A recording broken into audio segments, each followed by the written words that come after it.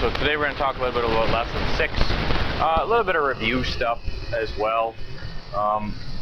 Chemical bonds we're going to talk about mostly today, and eventually where we're going to end up is we're going to show you how to draw ionic compounds and how those link up and so on and so on. So how to represent those is what we're going to look at today. Following patterns that have emerged from naturally occurring substance, we generally say the following, and we know some of this stuff from before. Metals are usually found in combination with non-metals. All these compounds are solids. So ionic compounds is what we're talking about here. Usually the metals in the environment and in the earth and things like that are found with non-metals. So they're usually combined together and they are in solid form. When we go to if you want to go and look in the back of the chemistry lab, every ionic compound we have there, all of them, are in solid form. Okay, that is really strong. They're very strong. Ionic compounds are very strong and always in solid form. Metals other than mercury in pure form are solid. So if we're just looking at the metals, all of them are solids except for, of course, mercury, which we've talked about before. All right. Non-metals can combine with another to form gases, liquids, or solids. So we're talking about molecular compounds here. Molecular compounds can be a wide variety, right? Gases, liquids, or solids. We're looking at sharing electrons there in that case. The only elements that are never found in nature in a combined form are what we call the noble gases. So the noble gases, of course, full outside shell, they're stable, all right? They don't want to combine with anything else. All right. Octet rule. So we've already been talking about the octet rule a little bit, and we're going to go a little bit farther into that over time here. But in nature, atoms that have less than 8 electrons, of course, want to have that outside energy level filled. In order for that to happen, of course, it happens through two ways. It happens through ionic bonding, so gaining and losing electrons, or covalent bonding from molecular compounds sharing electrons. All right. They try to fill up that octet rule. Of course, there are a few exceptions. Hydrogen is an exception. Hydrogen only needs to have 1 electron, so it's not octet 8. It only wants to have 1 more electron, so you only need 2 to fill that one. Helium, I guess, technically is another exception. It's only got 2 in the outside energy level. It is stable already, so it would not create an octet. And there's one other one that we'll talk about later on. All right. We usually use Lewis diagrams that are helpful in analyzing bond formation. Lewis diagrams help you determine how many electrons can be lost or gained, or how many electrons are being shared. All right. Lewis diagrams are very important for us, electron dot diagrams, and that's what we're going to use mostly from here on out, mostly. All right. When more than 4 electrons occupy an energy level, of course, electrons start to form pairs. We call these electron pairs, and the ones that don't pair up, we call them unpaired electrons. Pretty straightforward. I'll give you an example of what I'm talking about here. When we look at oxygen, the oxygen atom, we know that oxygen has 6 valence electrons. You guys can draw this in as well. 6 valence electrons. All right. 2 terms that you should know when we talk about paired electrons. Obviously, those are the ones that have been paired up. And unpaired are the ones by themselves. So this one and this one here would be examples of paired electrons. I'll write that in there for yourselves. And these 2 here would be examples of unpaired electrons.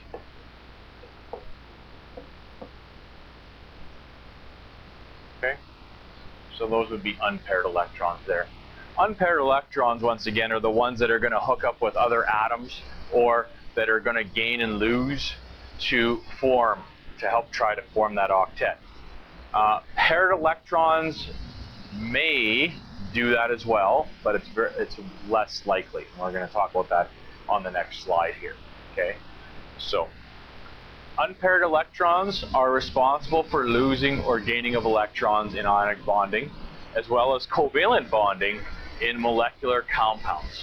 Right? We looked at last day. Remember, we drew nitrogen, and I said, how many electrons do you think?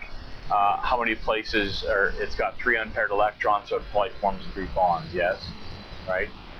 We looked at oxygen on the last page. It's got 2 unpaired electrons, probably forms 2 bonds, or wants to gain 2. to become more stable. So that's what we're actually going to look at today. When the atoms share electrons and form a covalent bond, the electrons are called a bonding pair, and the electrons that were originally paired are called lone pairs. So I'm going to just draw you a diagram of water here. Most of you guys may have even know what this looks like here. Water looks like, obviously has oxygen in it, and it's got 2 hydrogens. And we're going to look at how to draw these eventually. So hydrogen here, for example, it's got an electron, and a hydrogen here has 1 electron. Those, of course, are all non-metals, so they're sharing electrons. So we represent that with a covalent bond here, yes? Sharing electrons. Some terminology that you definitely want to know, absolutely, are the following here, and that's what it basically says in above notes here. These here are pairs of electrons that did not take part in the bonding process in this particular example. We call these ones lone pairs. Lone pairs. Okay. In fact, in this case here, we have 2 lone pairs, we would say. 2 lone pairs. And the other ones that did take place in the bonding, okay, so this one and this one here, these are called bonding pairs, believe it or not. Pretty straightforward. Bonding pairs. It's important to know those 2 definitions because we're going to talk a lot about lone pairs and bonding pairs, and how many of each do you have, what kind of structure does that lead us to, etc., etc. So there's just a few definitions about lone pairs and bonding pairs. Okay? We're going to skip to ionic compounds. And in ionic bonds, of course, we have no longer sharing of electrons. We have the giving and taking, or the losing and gaining. I'll give you a sec here. You guys can copy this down. So we'll just take a break. So once again, when we talk about ionic compounds, we're talking about the transfer of electrons.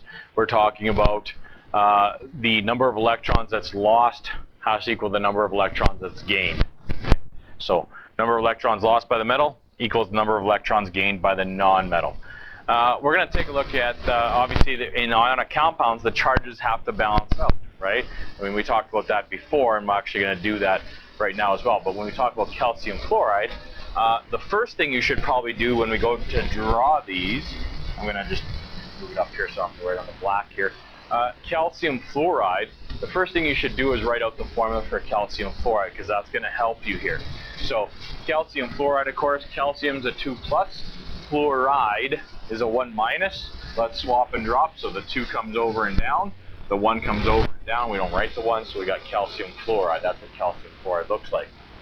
Now, this is really good for us because this helps us determine how many of each type of atom we need to start with. So we're going to start with neutral atoms, and we're going to show how you get to the ions, or basically this ionic compound. So calcium looks like this. How many valence electrons does calcium have? 2. So we're going to put 2 here. 1, 2. Okay. How many does fluorine have? How many valence electrons? Somebody else. Sure. How many? Yeah, 1, 2, 3, 4, 5, 6, 7. Oh, no. Monday. Sorry. Did that last class too. I don't know what's going on. Didn't actually mean to do it. I actually remembered I did that last class. Maybe that's why I did it. 7. Okay. Is probably better. And then, of course, we're going to need another one. So we need, look up here. 1 calcium, 2 fluorine. Like that. Okay. So we're going to start out with these atoms here. Maybe I already gave away the answer. I don't know. But just to kind of refresh your memory, I would like to know what charge is on this calcium right there. What charge is on that calcium? Be careful. Think about it. At this current juncture, what charge is on that calcium? It is neutral. Yes. Right? Yes. Because have I gained or lost valence electrons here so far? That's where calcium is, right? first energy level is filled, the second one, the third one. Go over the periodic table, there's calcium, it's got 2 valence electrons. Do I have 2 valence electrons represented here? Do I have 20 protons and 20 electrons? Yes. Neutral, yes. At this current time, it's neutral. What about this fluorine here? It's got 7 valence electrons. Have I gained or lost electrons yet? So fluorine is actually neutral, yes? Okay. So these are neutral atoms. So anytime you write down calcium, let's not automatically assume that it's a 2+. Okay? We get into this habit where, oh, well, it's calcium, it's got to have a 2+ charge. It doesn't have to. Okay? Now we say, okay, well, look, here's my neutral atoms, calciums and fluorines, and then they come close enough together, and they're allowed to transfer electrons. Fluorine has, we'll talk about that negative, but has that ability to pull electrons towards it.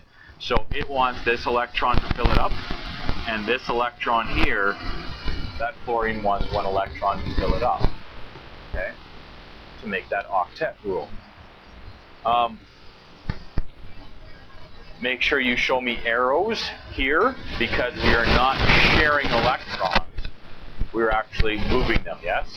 Fluorine is taking those electrons from calcium, basically.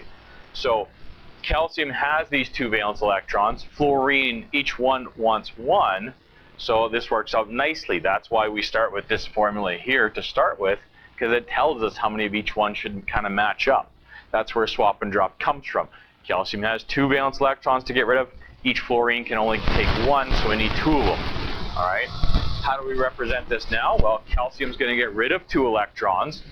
Now, when calcium gets rid of 2 electrons, right, we had 20 positives. We did have 20 negatives, but if we get rid of 2, it's got 18 negatives, so an overall charge of 2+.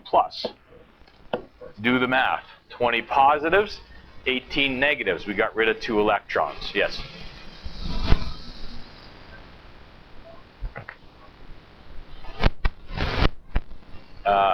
No, it's probably fine. So 2+. Now, you'll see sometimes the 2+ is outside of the brackets as well. I honestly, that part I don't care either. I don't care, but you have to indicate somehow that now it's no longer a calcium atom, it's become the calcium ion. It becomes more stable, yes? But it also has a charge associated with it.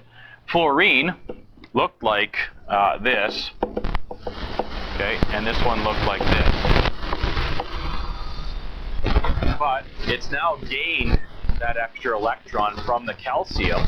So that one goes there and that one goes there, for example. And now, once again, each fluorine has gained a charge. And of course, we don't call that fluorine anymore. Now it's fluoride. Okay? So those fluorine atoms become fluoride ions. Gain that negative charge. Gain each one of those gains an electron. So once again, instead of having 7 electrons, it now has 8 electrons. 8 electrons, 7 protons. Do the math. Each one has a -1 charge. All right. Now, the next question is this.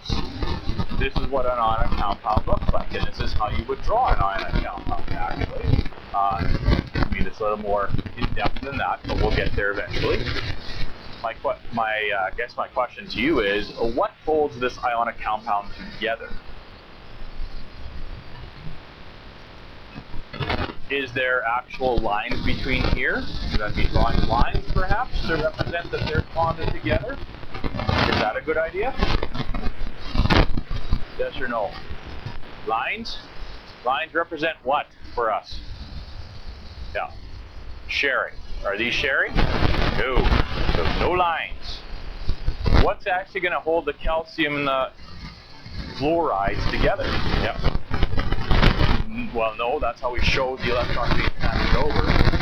Now that I have this, what holds it together? I've got an ionic compound.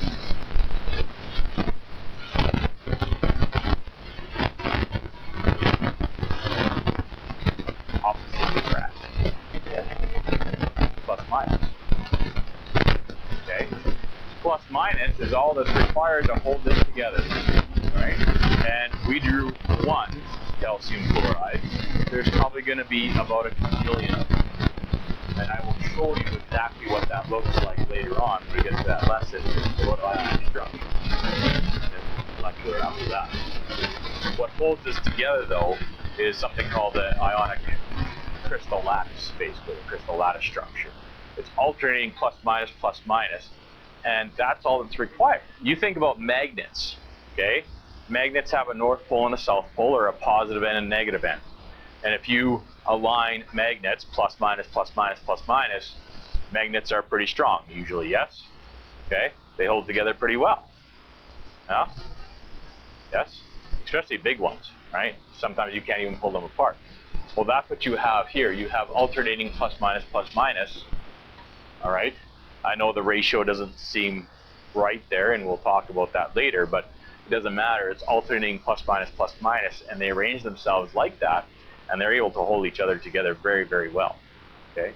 That's why all ionic compounds, when you go to the chemistry lab, are in solid form, because they're very strong, they hold together very well, and since they hold together very well, that lends itself to the solid structure, okay? So, we're just going to worry about this for today. This is how you're going to show me electrons moving. So if I ask you to draw a diagram of an ionic compound, this is what you'll show me, okay? How does calcium fluoride become calcium fluoride? Well, the two valence electrons have to move over to the fluorines to become fluoride. And then you're going to show me brackets, full valence shell. You might say, where's the 8 electrons around calcium? Because technically, doesn't calcium have 8 electrons now? And the answer is yes, it does. We don't show them for the metal part, okay? We only show them gained by the non-metal part, all right? So you don't have to worry about the calcium 8 electrons. In fact, I really don't want to see that. Basically, we know that those 2 electrons that were there have gone to the non-metal, all right? Let's look at another one, potassium sulfide. Potassium sulfide. Let's see, which color is going to show up best here? I forget. Red? Let's go with red. First things first, always start with the formula, all right? So, potassium sulfide. Potassium's a 1+, sulfide's a 2-. Yes, swap and drop. So, ionic compounds, that's what we're drawing, so we need to swap and drop, we need to use charges. We need 2 potassiums apparently. We're going to start with neutral atoms. There's my 2 potassiums, there's my 1 sulfur. I know that potassium's in group 1, it's got 1 valence electron, so we'll put a 1 here and 1 here. And of course I know sulfur, as I look over sulfur, I count over 1, 2, 3, 4, 5, 6. Got 6, 1, 2, 3, 4, 5, 6. All right. If you do this part right, guess what? They all match up nicely, right? Let's do a little Christmas here, a little red-green, duct tape forever. Oh, there's a spot it can go, right? Sulfur wants to get 8, and there's a spot, and potassium wants to get rid of those 2, 1 for each one, of course. So what do we end up with? We end up with some potassium, right? And we end up with a sulfur here. Oh boy, that's really bad now, isn't it? You can't even see that one. Let's do this. Okay, there's the, let's go back here for a sec. Scratch that. Oh, easy. All right, got a little excited there. There we go, 6. And once again, it's gained 2, so here's those 2, 1, 2, all right? Put some brackets there, and a 2-, okay? Because that's gained 2 electrons, so 2-, right? And once again, it doesn't matter how many is gained. Basically, what you have to understand is there's a positives, and there's some negatives. They like each other, okay? And opposites attract, all right? We'll talk about opposites attracting later for prom and all that other stuff. Okay, iron 3 oxide. That one's going to be a little bit tricky, perhaps. Iron 3 oxide, remember, iron is technically, if you count over, I'm going to do it down here so I don't have to deal with that dark part there. Iron, remember, is, if you count over, is 8, right? So should I draw 8 around it? Probably not, right? This is grade 13, don't forget. Okay, so this is the little SPDF thing, suborbitals, etc., filling up different. How am I going to draw this? Well, first things first, as always, my suggestion would be iron 3 oxide. What does the formula look for that? Well, iron 3 oxide. Swap and drop 3 plus, because we know iron 3 has the 3 plus. So there's the 3, right? Swap and drop, and the 2 for the oxide, right? O with a 2 minus charge. So there's iron 3 oxide. Hey, guess what? I got a place to start. I need 2 irons. It tells me that right there. And I need 3 oxygens. And of course, we know what oxygen looks like. It looks like so. Yes? So there's my 3 oxygens. Right? Now, I wrote down the formula, right? Because I know formulas, iron 3 oxide. How many does each oxygen need to gain? Each oxygen needs how many to fill its outside shell, or to fill that valence shell? 2. So we need 2 for this one, 2 for this one, and 2 for that one. That's a total of, do the math, 6, yes? And I have 2 irons, and the irons have to do what? They have to gain or lose electrons. They have to lose them, right? So oxygen, and all these oxygens want to gain 6. These irons want to lose 6. Right? So how many for each one? 3. Well, wait a minute. Iron 3 forms a 3 plus charge. Right? So 3, this is kind of the shortcut or the easy way to describe this, I guess you could say. Okay? So each iron has to have 3, because remember, when iron loses 3 electrons, it forms a 3 plus charge, right? Which is part of the name. So iron 3 indicates that you should lose 3. If we were doing iron 2, I would assume we probably need to lose 2 electrons. So I'd put 2 around iron. If we're doing copper 1 plus, I would assume that I would probably have 1 valence electron, and I'd be losing 1. Yes? So keep that in mind for later on. Now, once again, remember, they always have to match up. How are we going to match them up? Look, if this one has to gain 6, this one has to lose 6, so 3 for each one. Look, if you can't match them up like this, then guess what? It's wrong. Simply put. Arrows, because you're showing the transfer of electrons, the gaining and losing. All right? Each iron now, of course, becomes a 3 plus charge because it's lost 3 electrons. And the oxygens, of course, which look like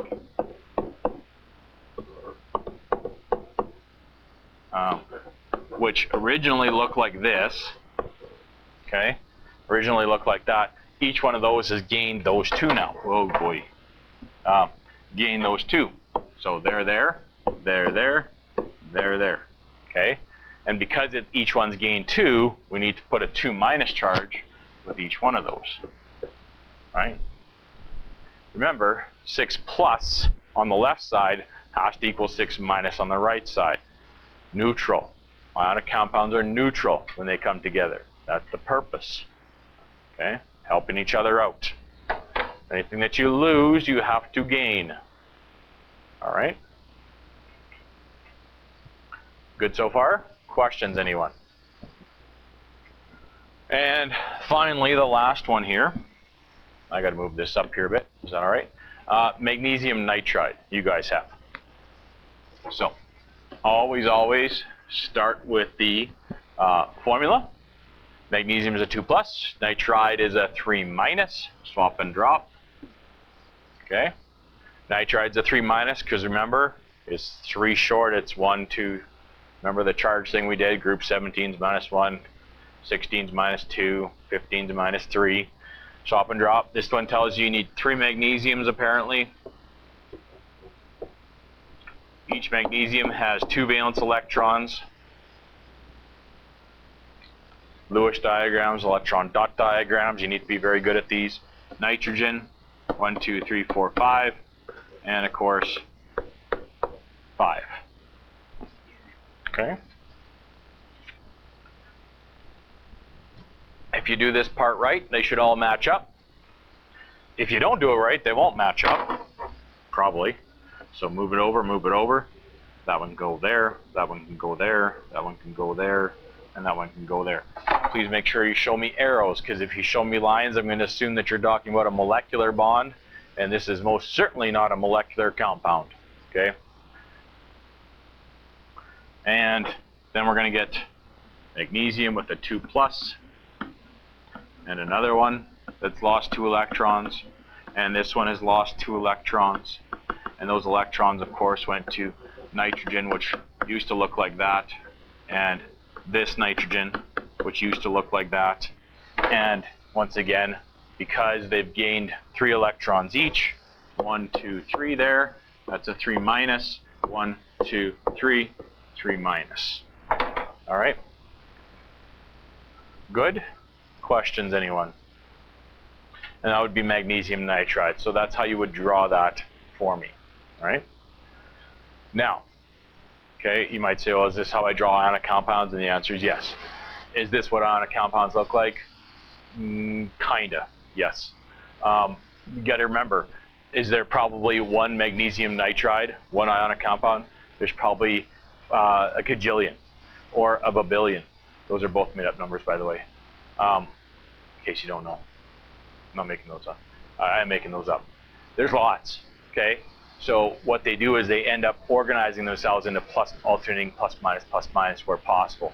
And that lends itself to the structure of ionic compounds and all the properties of ionic compounds as well.